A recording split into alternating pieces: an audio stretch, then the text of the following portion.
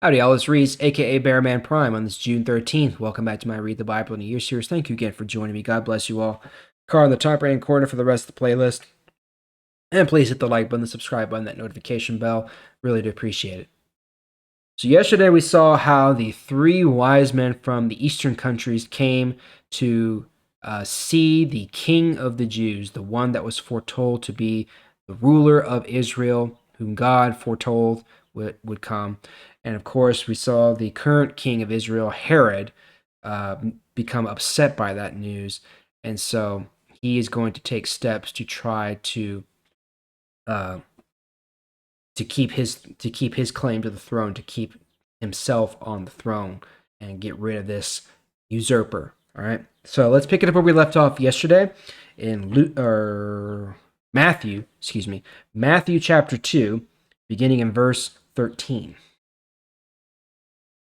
After the wise men left, an angel from the Lord came to Joseph in a dream. The angel said, "Get up!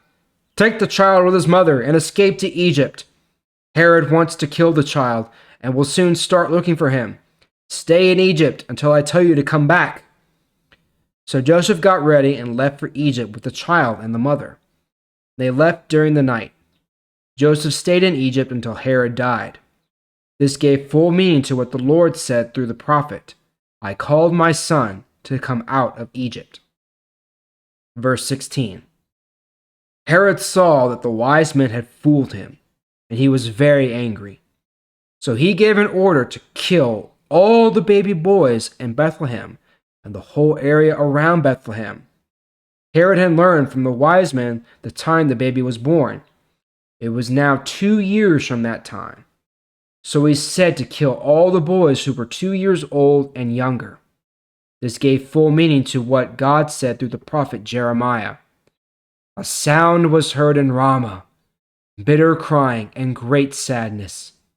Rachel cries for her children, and she cannot be comforted because her children are gone. Verse 19. While Joseph was in Egypt, Herod died.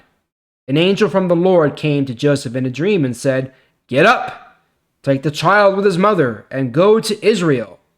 Those who were trying to kill the child are now dead." So Joseph took the child and the mother and went to Israel. But he heard that Archelaus was now king in Judah. Archelaus became king when his father Herod died. So Joseph was afraid to go there. Then, after being warned in a dream, he went away to the area of Galilee. He went to a town called Nazareth and lived there. This gave full meaning to what God said through the prophets. God said the Messiah would be called a Nazarene. All right, so more prophecy is being fulfilled here, and it's important that they put that in there because it's further proof to Israel, to the Jewish people, as well as to us, of who Jesus is, that he is the Messiah, the coming Messiah, the Lord foretold, as they fulfill all these prophecies that have been foretold, that have been given through the prophets.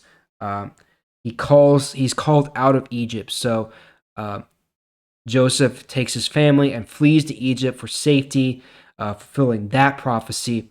And it's also, fortuitous, I suppose, that the wise men came because they gave Jesus these very expensive gifts: gold, frankincense, myrrh, kingly gifts. Well, guess what? Joseph and Mary used those gifts, that money, to finance their way to Egypt, because it would have been a long, long trip to go from Israel to Egypt. Okay, because they couldn't cross the Red Sea like the nation did before. They had to go, a really long way around from Israel, through Syria, Saudi Arabia, and down into Egypt. That would have taken, months and years. And, there's supplies, there's food, travel costs, all this kind of stuff. And so the wise men's gifts allowed them to make that trip safely, right? And so there they hide until Herod dies. And of course, Herod is, upset that the wise men did not do what he asked them to do. And so he takes matters into his own hands, and he kills all the baby boys in Bethlehem and the surrounding area, fulfilling Jeremiah's prophecy as we saw there.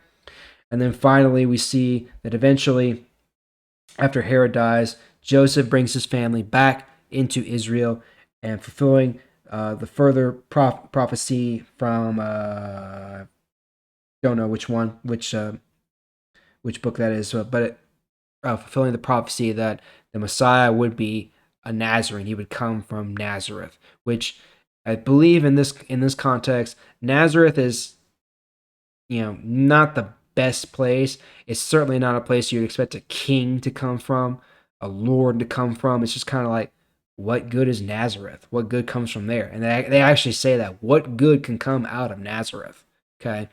So, anyway, that's all for today. We'll pick it up there tomorrow. Thank you again for joining me. I sure do appreciate it. I'll see y'all tomorrow.